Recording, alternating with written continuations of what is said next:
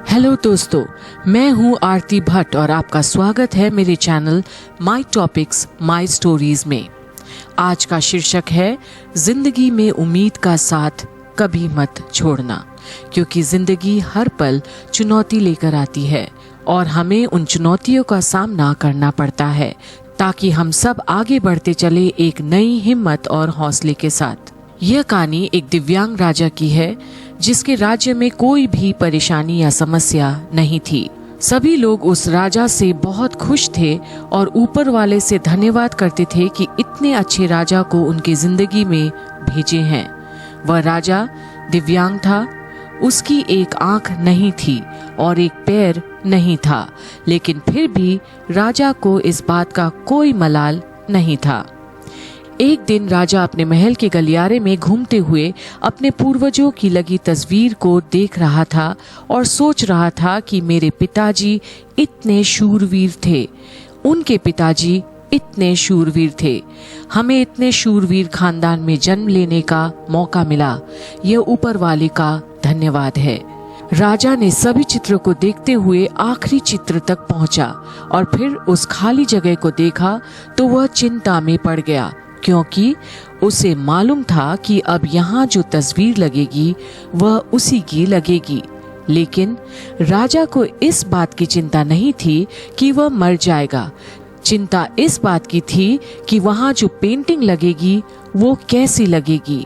राजा का एक आंख और एक पैर ना होने की वजह से वह चिंता में पड़ गया और सोचने लगा कि इस गलियारे में इतने शानदार पेंटिंग्स लगे हैं, लेकिन मेरी एक आंख और एक पैर ना होने की वजह से मेरी ही तस्वीर सबसे खराब लगेगी और सबसे भद्दी दिखेगी। राजा ने सोचा कि मेरे मरने के बाद पता नहीं कैसी पेंटिंग बनेगी, तो क्यों ना मैं अपने जीते जी ही एक शानदार पेंटिंग बनवाऊं, ताकि मुझे ये सुकून मिल जाए कि मेरी यहाँ अच्छी पेंटिंग लगेगी। अब उस राज्य में ऐलान करवा दिया गया और सभी पेंटर्स को बुलाया गया और कहा गया कि जो भी पेंटर राजा का शानदार पेंटिंग बनाएगा उसे शानदार इनाम मिलेगा। अब सभी पेंटर्स राज्य में आए और उन पेंटर्स को पता था कि अगर शानदार पेंटिंग बनेगा तो शानदार इनाम भी मिलेगा। लेकिन जिस राजा का एक आंख नहीं है, एक पैर नहीं है, उसका शानदार पेंटिंग कैसे बनेगा?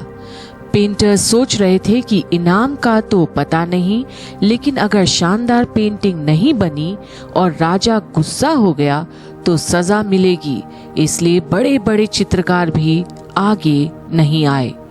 तभी उसमें से एक लड़का बोला, राजा साहब, मैं आपकी पेंटिंग बनाना चाहता हूँ, मुझे आप 24 घंटे का वक्त दीजिए।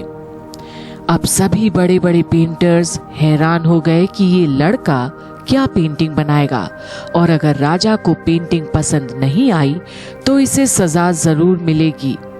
राजा बोला, ठीक है, आप बना करके आइए। अगले दिन वह लड़का तस्वीर बनाकर लाने वाला था और दरबार पूरी तरह से भर चुका था।